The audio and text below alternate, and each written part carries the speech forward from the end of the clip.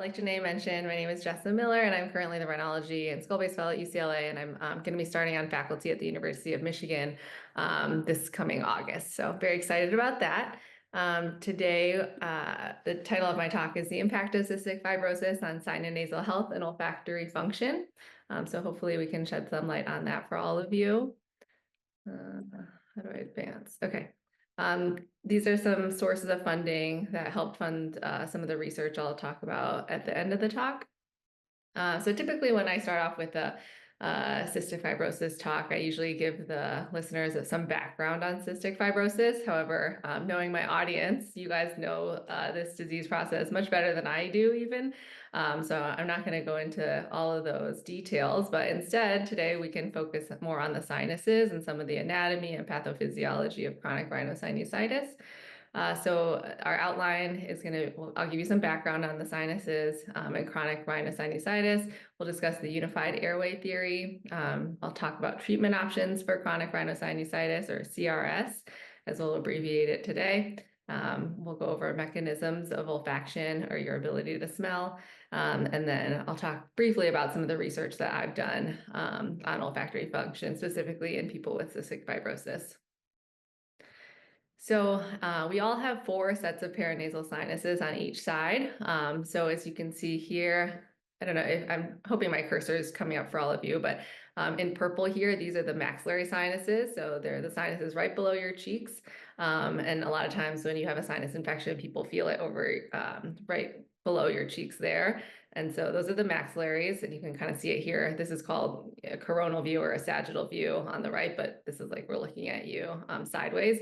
So that's the cheek sinus, and then you have your ethmoids, which are these sinuses here in blue. There are lots of little small air cells, and we say often that they look like little honeycomb, but they're split into anterior and posterior ethmoids, but that's these blue cells here. And then we have our sphenoids, which are all the way at the back of the skull. So this is the base of the skull here, and then it's basically like in the middle of the head is the sphenoid sinus, and that is kind of one of the entryways to get into the brain. So that is a pretty important one, and that's here in red. You can't see it on this coronal section because it's way further in the back. And then the frontal sinuses are these green ones here. Those are right below your forehead. So a lot of times people will say they have a lot of pressure around their forehead as well when they have a sinus infection. So some normal anatomy of the sinuses. When you go into the nose, there's a lining called mucosa.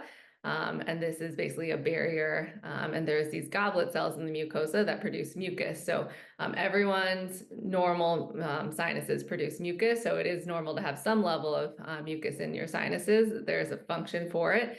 So as you can imagine, if you're out in the environment, you're always being exposed to different pathogens like viruses, bacteria. And so what the mucus does is it kind of catches all that debris and filters it out of your nose, and eventually you'll either blow your nose or you can swallow the mucus, and kind of cleans the nose normally. And there's these little cilia here on the mucosal cells that they kind of move around and make the mucus move in a certain direction to clear it out of your nose. So that's normal physiology. However, in people with cystic fibrosis, as you guys know, there is poor mucociliary clearance because the secretions in your nose can be really, really thick because of deranged ion transport across the cell membranes. And so when the mucus is really thick, it's not clearing as effectively. It kind of can just pool there. It gets really sticky and stuck in the sinuses, and that can lead to chronic infections. So just some background on CRS in general. This is an inflammatory disease process. As the name suggests, it's chronic in nature, so it's not like a one-time sinus infection and you're done. If these patients have chronic sinusitis, for many, many years, it's often a lifelong process. And you get inflammation of the sinuses themselves, so like all those air cells that, the maxillary, the cheeks, the ethmoids, but then also the drainage pathway where there's usually supposed to be a very small hole. There's inflammation in that hole, so then your sinuses can't drain as effectively. There's some diagnostic criteria to diagnose someone with CRS, so they have to have at least 2 of the following symptoms for at least 12 weeks, so 3 months. They must have either facial pain or pressure. hyposmia or decreased smell, nasal obstruction or nasal congestion, and then nasal drainage. So you have to have at least 2 of those. And then you also have to have objective evidence of inflammation, either on nasal endoscopy, so where we put the rigid telescopes or flexible telescope in your nose and take a look. If we see inflammation, then that would qualify. Or if you have a CT scan or MRI scan showing that there's mucus or fluid or inflammation in the sinuses, then that also works as well. Besides CRS, there's also other types of inflammatory sinus disease that people can have. So there's one called acute rhinosinusitis. This is more of an acute process, and so it's usually lasts for less than 4 weeks. This occurs in people without pre-existing sinus disease, so it's just an otherwise healthy person. They get a sinus infection, you give them antibiotics, and it usually just goes away. And so for that, there's not usually any surgical intervention that they need. Only if they keep getting recurrent infections, then you could talk about surgery at that point. But usually most people resolve with medical therapy. You can have acute on chronic exacerbations. So someone that has baseline CRS usually will have some baseline symptoms, but then they get an acute exacerbation where their symptoms get much, much worse. And so that could be, now they have a bacterial sinus infection on top of their baseline chronic inflammation. And so we would treat those acute exacerbations with antibiotics as well. But that's sort of a different entity in people that already have CRS. And then when we're talking about people with cystic fibrosis, most people with CF have some baseline CRS, and usually it's pretty significant. And then people with CF often get, frequent exacerbations as well. So I'm not sure how many CT scans you guys have all seen. I kind of wanted, it's kind of fun to look at. So I'll just show you a CT scan of someone. This person does not have CF. They have very, very minimal sinus disease. So I'll sort of scroll through and stop it every now and then to kind of, oh, wait. Okay, here. So as you can see here, these are the cheek sinuses coming in, and the air is black, the bone is white, and then soft tissue is gray, like soft tissue, fluid, mucus. And so this is as if we're looking at a person. So this over here is the right side, this is the left side, this is the eyeball. And so this is the septum in the nose. It divides the right and the left nasal cavities. These are your turbinates here. And then all of these are air cells. So as you can see, they're all black, and we'll keep scrolling through, but black is air, which is good. We want your sinuses to be full of air rather than mucus. So as we keep scrolling through, see, these are the really big cheek sinuses. There's no swelling in here. They look really good. These are all the little honeycombs of the ethmoids. And then we keep going back further. And then, oh, well, you saw the sphenoids are at the back of the head. So basically, this person has really no sinus disease, and it's just a healthy person. Now we're going to contrast that with someone who does have cystic fibrosis. So these are the forehead sinuses. You can already see they're all gray, right? There's no air in those sinuses. And then as we continue scrolling, okay, so yeah, see all this gray here, that's just either mucus, polyps, inflammation. You can't really know for sure just on the CT scan. You often have to look with the camera, or if you had an MRI, you'd be able to say if it was fluid or not, but there's definitely some sort of disease process going on. And this person has pretty significant sinus disease. So see, on the last scan, it was all black in here. Now there's just a bunch of gray in the cheek sinuses and the ethmoids, the frontals we saw. And then if we get to the back, these are the sphenoids. So they're all gray, and you can see this bone here. You may not be able to appreciate it because I'm sure you haven't seen that many like normal scans, but the bone is really, really thick. So that's what we call osteitis. And that happens when you have chronic inflammation. So it's pretty classic when we see people with CF. They can have pretty small sinuses. So this is actually a small sphenoid. We call them like under-pneumatized sinuses. And yeah, you have a lot of bony thickening, which shows that there's been a lot of inflammation over the years. So this is a diagram showing how olfaction works basically. So you see these odorants, we call or odor molecules here. They're coming up through the nose. So this is like we're looking at someone from the side, and this is their nasal cavity. So the odorants come up into the nasal cavity, and then this rectangular box here is showing what the olfactory cleft. So basically the odor molecules have to travel up to the olfactory cleft, and there's lots of nerve fibers coming down in the mucosa of the nose up top. They come down from the olfactory bulbs right here. And so then if you look at this zoom in schematic, there are these molecules here that are attaching to the receptors, and then there's these neurons here that are transmitting the signal that, okay, there's an odorant here, and then that sends the signal to the brain.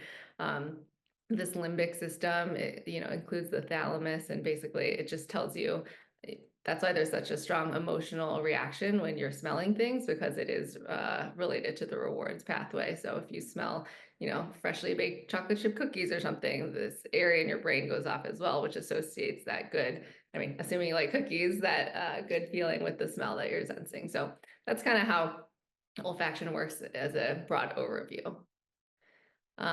And so when people have trouble smelling, there are different proposed mechanisms for why that can happen. And we don't fully understand all of the nuances of olfactory dysfunction, but I'll just give you some of the general hypotheses as to why. So one is that there's just a physical obstruction or barrier that doesn't allow those odorants to reach the olfactory cleft. So let's say you have really big nasal polyps in your nose, then that would make it really hard for any odorants to get up there. And so that's one reason. It's just a physical barrier. So that could be polyps, that could be really thick mucus in your nose. If you've had prior surgery, you can get a lot of scar tissue formation, and that can block the pathway up to the olfactory cleft. And then also if there's a tumor in the way, obviously that makes it more difficult to smell as well. Then you can have damaged nerve fibers. So one really prevalent example recently has been post-viral infections. So COVID is the most common example, but there's other viruses that can do it as well. And sometimes, people come into clinic and they say, I can't smell. You do all the workup and it doesn't reveal anything. Then we usually just assume it was post-viral if we never, figure out what happened. And they don't have any other obvious obstruction. If you've had sinus surgery, one of the things we always learn about during surgery is not to cut specific structures out because they are involved in smell. So for instance, the superior turbinates have lots of smell fibers on them. And so we have to remove the lower part of the superior turbinate usually to get access into the sphenoids, but you never remove the entire superior turbinate. Otherwise, those people do have some difficulty with smell afterwards. And then you could also have, rather than a sinonasal tumor, meaning a tumor in the in the nose or nasal passages blocking, you could also have a tumor inside. So inside the brain, near the olfactory bulb, that could be, damaging the nerve fibers. That's making it difficult for you to smell. So usually if you've had chronic olfactory dysfunction, there's no evidence of sinus disease or any explanation for why you can't smell, then usually we get an MRI of the brain just to make sure we're not missing, a brain tumor or something. It's very, very rare that that ever reveals anything, but of course you wouldn't want to miss that. And then there's other more like congenital syndromes that resulted in absent olfactory apparatus. So I'm not sure if you've heard of Kallmann syndrome, but basically these patients don't actually have olfactory bulbs, and so those people can't smell. They also have trouble with reproduction, and so there's usually other clues besides just not being able to smell, and this would typically be diagnosed very early in life. So for cystic fibrosis specifically, it's really important to understand the relationship between the sinuses and the lungs. So we often talk about this upper aerodigestive tract, which is kind of a mouthful, but I hope this diagram is kind of helpful in explaining what that is. So the aerodigestive tract includes, here you have your nasal cavity, and then this is your oral cavity. So basically your mouth and your nose, and then they both come back here and meet in what we call the pharynx. And there's different parts of the pharynx. So at the back of the nose is called the nasopharynx. At the back of the oral cavity is called the oropharynx. So it kind of makes sense the way they named them. And then at the bottom of that, at the bottom of the pharynx, we have the hypopharynx. So that's like hypo means below. So here's your hypopharynx, and that's kind of the doorway into getting into either the esophagus, which is behind, or the larynx and the trachea, which is in front. Okay, so everything kind of converges, and you can see there's no barrier between any of these. They all are kind of contiguous.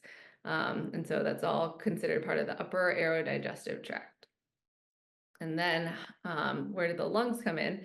So we talked about here, sinuses, nasopharynx, oropharynx, hypopharynx, and then we have the larynx here. The larynx is the voice box, so your vocal cords are in here. And then below the vocal cords is your trachea. So now we're going to look at this view. So this is the sagittal on the left side of the screen, and then this would be a coronal view. So larynx here, and then trachea goes down here. Your trachea splits at the main stem bronchi. So this is the right and left. And then you get all of the branching patterns of the lung. So then that's how you reach the lung. So again, there's no real barrier between everything up here and then the lower lungs. The vocal cords sort of are a barrier. You know, if you close your vocal cords when you're talking, it's technically closed off, but it's all contiguous. And, you know, what you're breathing in through your nose is you breathe in air, it gets into your lungs, of course. So if you have a really bad sinus infection, like picture all this thick green mucus in someone's nose, and it kind of, this is what we call postnasal drip. Sometimes it's just clear, thin mucus, and that's not really a big deal. But if you have a really thick postnasal drip with bacterial infection, that can kind of drip down, as you can imagine. And sometimes it goes into the esophagus, where you're feeling like you're swallowing lots of mucus, but it also can get into your lungs.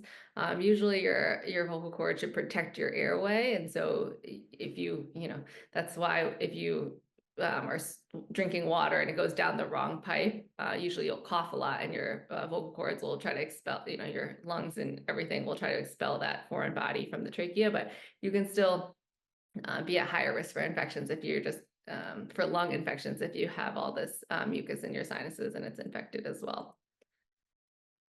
So that brings us to the Unified Airway Theory. So this is basically saying that the entire respiratory system represents a functional unit that's affected by similar disease processes. So if you have a diseased sinus cavity, it also puts you at higher risk for disease in the lungs.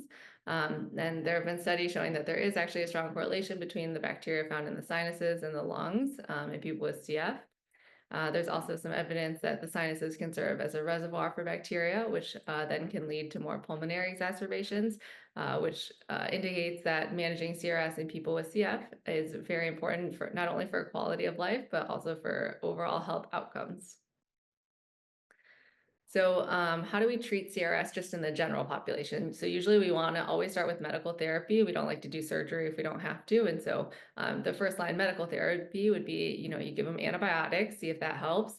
We do nasal saline rinses a lot. So, you've probably all seen the NeilMed bottles. It's a squeeze bottle. You kind of use distilled water, add a salt packet, and rinse your sinuses out over a sink. You can also do a neti pot, which is less forceful irrigation, but it's not quite as effective either. You can do topical nasal steroids like Flonase, or sometimes we add the steroids into the rinses themselves, and that kind of gets a little bit better delivery of the steroids. And then there's also biologic medications that are approved for people with CRS with nasal polyps specifically. So dupilumab, mepolizumab, and omalizumab, but they're not specifically approved for people with CF at this time.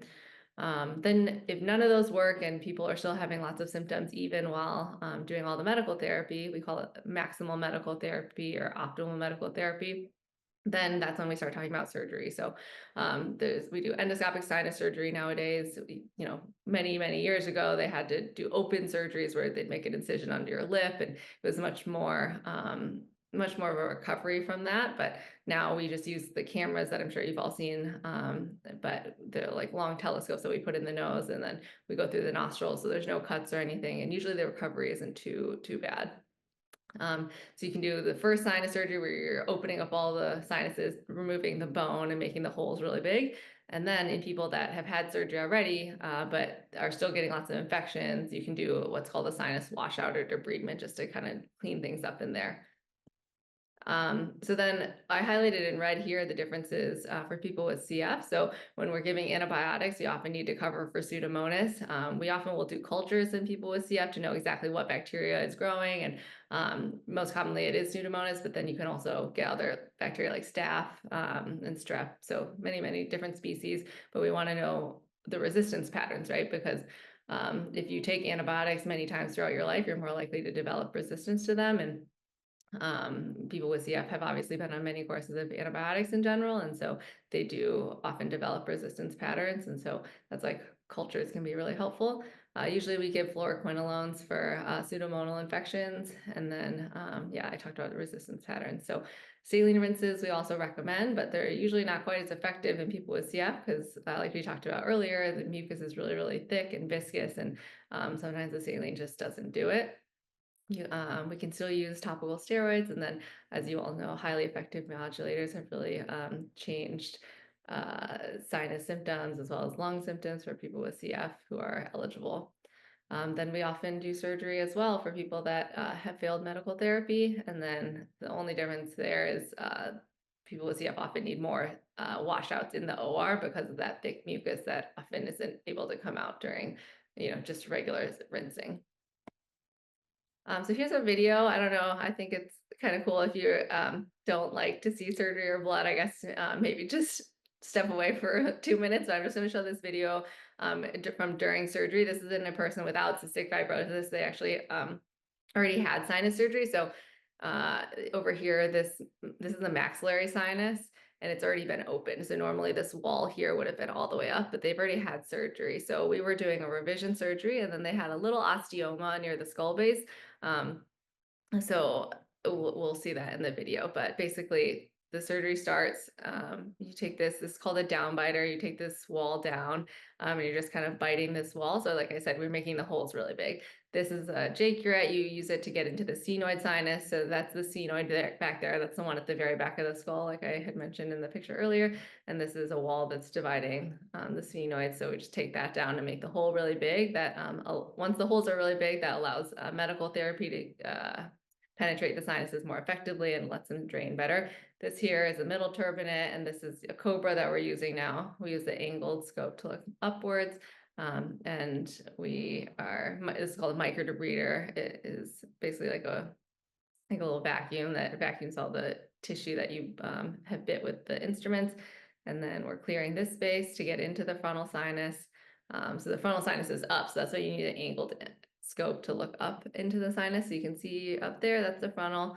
And then we're just cleaning that area, so that looks really nice there. And then right here is this osteoma. And it's a little bit hard to appreciate. I know if you're watching endoscopic sinus surgery the first time, it's very disorienting. Or actually, here's the frontal, yeah. But basically, this is the osteoma, and then we'll eventually end up drilling that away and removing it. So yeah, now you can see a really good view into the frontal sinus, just taking down some of that bone and making much more space. So see this here, this is the osteoma, and this is a drill, and we're drilling it away. And it's very close to the skull base. So if you are not careful when you drill, if you push too hard or drill in the wrong area, you can cause a skull base defect, and then you get leaking of the fluid surrounding your brain called the CSF leak. And so the surgery is actually pretty difficult, and we were all really nervous when we were trying to get this tumor off. It's a benign tumor, so it's not like if it were cancer, then you'd be okay getting a CSF leak if it might get the tumor out, but this is benign, so we definitely didn't want to cause any harm. But you can see the tumor's gone and everything looks really good. That patient did really well. This is just how we reconstructed the area. All right. So next, I'm just going to briefly talk about some of the research that I've done at UCLA, mostly with my mentor, Dr. Beswick, but it's on olfaction in people with CF. But first, I just want to put some pictures of my 10-month-old baby in here. His name is Luca. He was born at the end of my residency. So end of April of last year, he was born, and he's just been, the highlight of my life these days, and he's super fun. So just wanted to share that. Okay, so you guys have all heard of ETI. As you know, it was approved in October 2019 for people with CF that are great, or at the time for those who are greater than 12 years old with specific genotypes, but now it's even approved for patients as young as 2. This is kind of the landmark paper in the New England Journal of Medicine showing how significantly it improves people's lung function. So that was really, really exciting. And then looking specifically at CRS and CF, as you guys all know, it's ubiquitous among people with CF. And as treatments for CF have improved, there's more recently been a much stronger emphasis being placed on improving quality of life. So ETI does improve sinonasal symptoms and both endoscopic and radiographic findings of CRS. This is a study that my mentor did. This is before I was working with him, but he published it in 2021, just looking at changes of, sinonasal outcomes after being on ETI for 6 months. So I think this picture is really nice. So this shows the baseline scans and the follow-up scans. So if we look here, this is the right maxillary sinus completely opacified at baseline, and then after ETI, it looks so much better. And then similarly, the frontal sinus here, frontal here, it's gray and black. You can see a stark transition. And this isn't someone that had surgery. This is all the medication. So pretty drastic improvement. So looking at olfactory dysfunction, we know it's very common among people with CF. There haven't been that many studies on it, but in general, we say, it can be up to over 90% of people with CF have some level of olfactory dysfunction. But we don't really know how the impact, or we don't know exactly what the impact of ETI is on olfactory dysfunction. So that's why we did this study. So some of our research questions were, 1, can we define the MCID or minimal clinically important difference for the questionnaire of olfactory disorders in people with CF?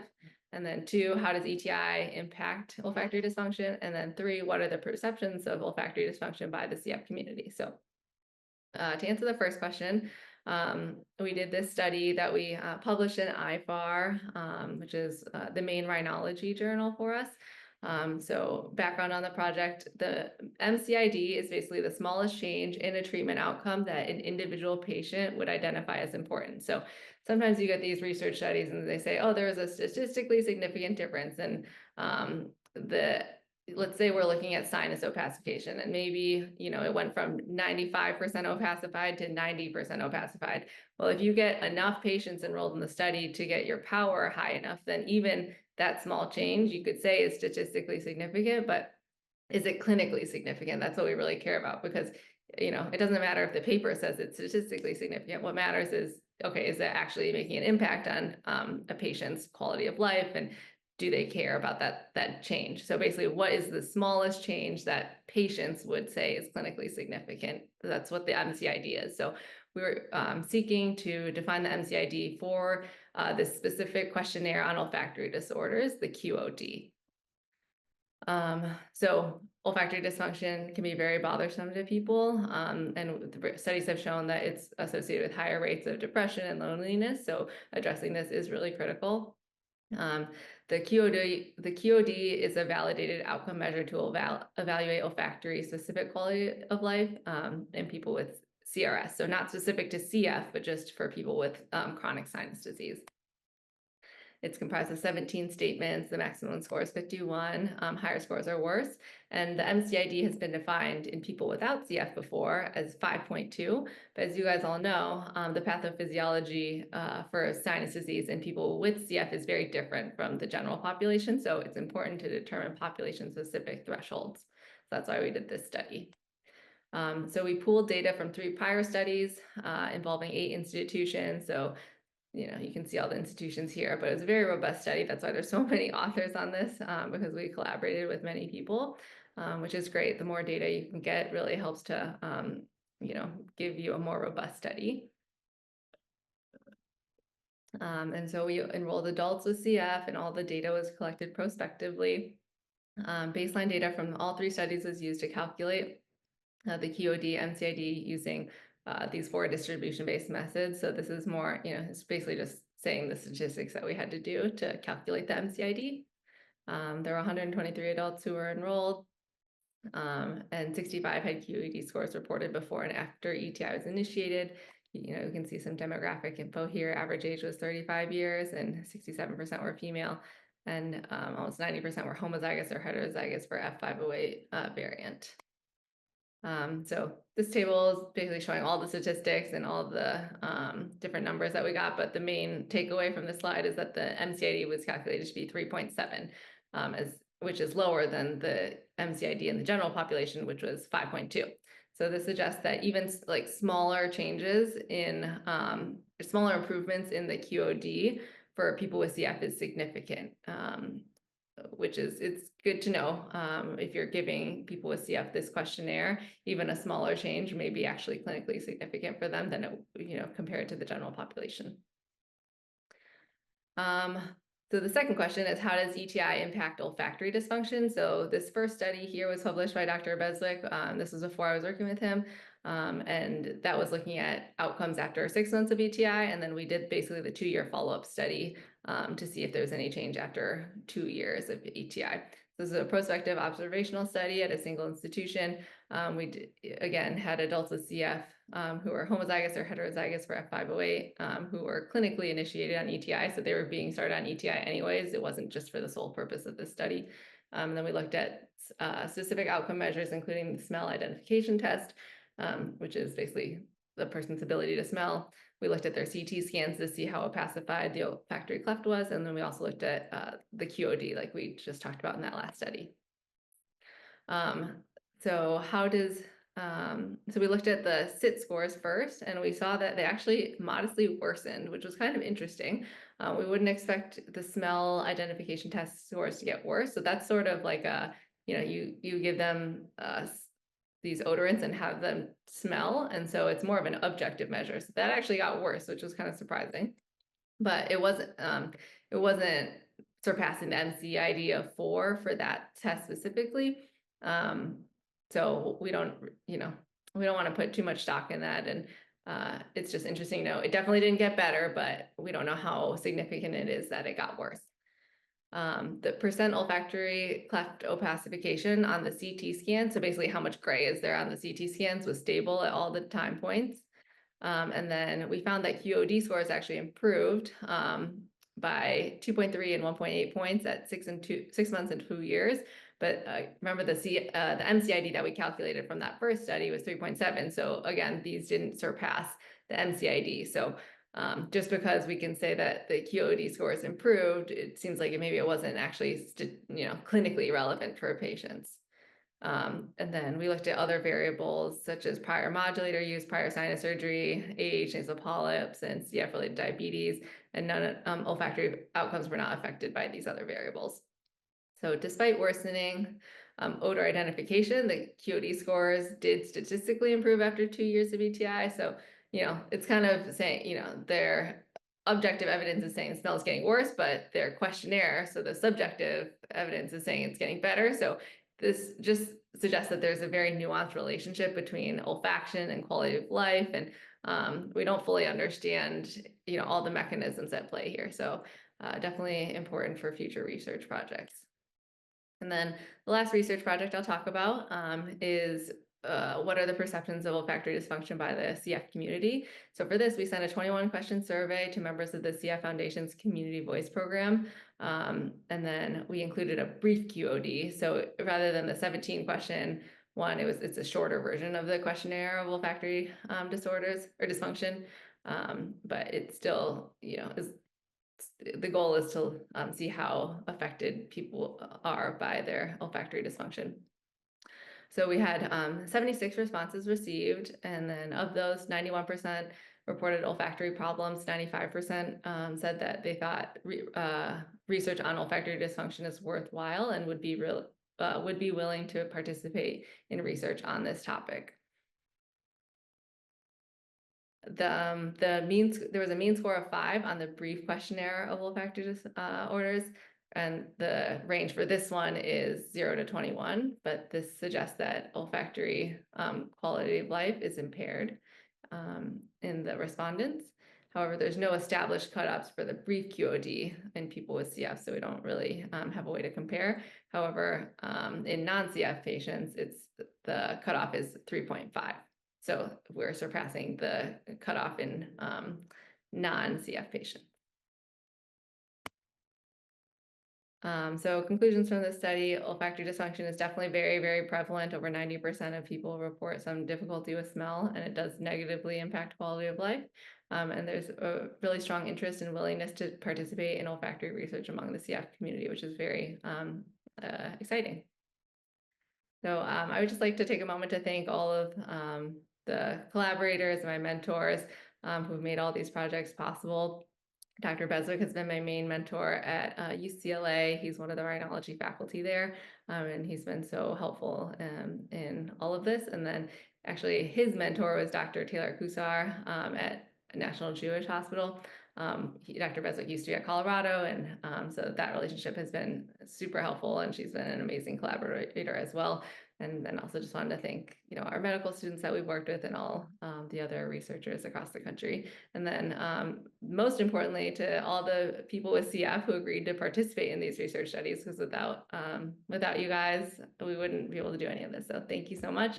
Excited to hear any questions you may have.